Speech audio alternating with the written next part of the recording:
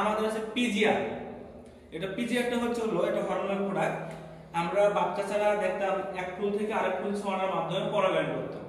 এক ফুল থেকে আরেক ফুল ছোঁয়ালে ওই ফুলটা ফল হতো না, হতো না, মানে পুরুষ ফুল মহিলা ফুল।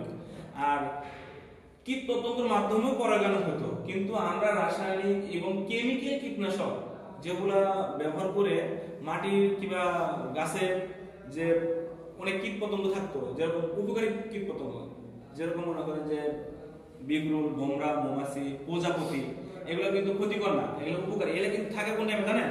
এগুলো জমিতে থাকে হলো সকাল থেকে বিকাল পর্যন্ত, সন্ধ্যার আগ রাখতে এদের জায়গায় এরা চলে যায়, থাকে না। তখন কি মাটির কিংবা গাছের গোড়া থেকে ক্ষতিকর যে পোকামাকড় আছে, এই ক্ষতিকর পোকামাকড়টা উঠে এসে গাছের ক্ষতি করে, সারা রাত ধরে ক্ষতি করে। আমরা অনেক কৃষকরা জানি না, সকালে স্প্রে করে দিই, দেখি ভালো পোকামাকড়গুলো মেরে ফেলি, কিন্তু ক্ষতিকর পোকামাকড়গুলো থাকেই যায় নিচে, এরা কি সন্ধ্যার আগ ডাকতে জমিতে ওঠে। এই জন্য জমিতে স্প্রে করার আগে আমরা সন্ধ্যা আগ দিয়ে স্প্রে করবো, বিকেল 3টা 4টে স্প্রে করি, ভালো রেজাল্ট পাওয়া যায়। আমার আর কি অভিজ্ঞতা, আমার গবেষণাতে এটাকে গবেষণা করেন, আমার যতটুকু অভিজ্ঞতা এই কথা বলতেছি আমি।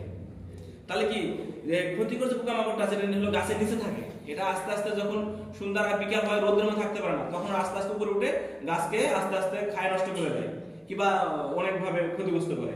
আর উপকারের যে পোকামাকড়, এটা সকাল থেকে সন্ধ্যা বিকাল পর্যন্ত থাকবে, বিকালের পরে এর একাই চলে যায়, এটা ফসল ক্ষতিকর পোকামাকড়টা এরা খায় ফেলে।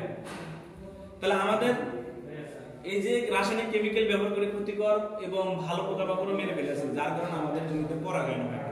তো আমাদের পিজিআরটা ব্যবহার করলে কৃত্রিমভাবে পরাগায়ন হবে, মূল কথা ফুল থেকে ফল হবে। তাহলে কি এটা আমরা একটা কৃষককে দিতেই পারি, সাজেস্ট করতেই পারি এটা ব্যবহার করেন। আর এটা অনেক অনেক রেজাল্ট, আলহামদুলিল্লাহ, এটা প্রচুর রেজাল্ট।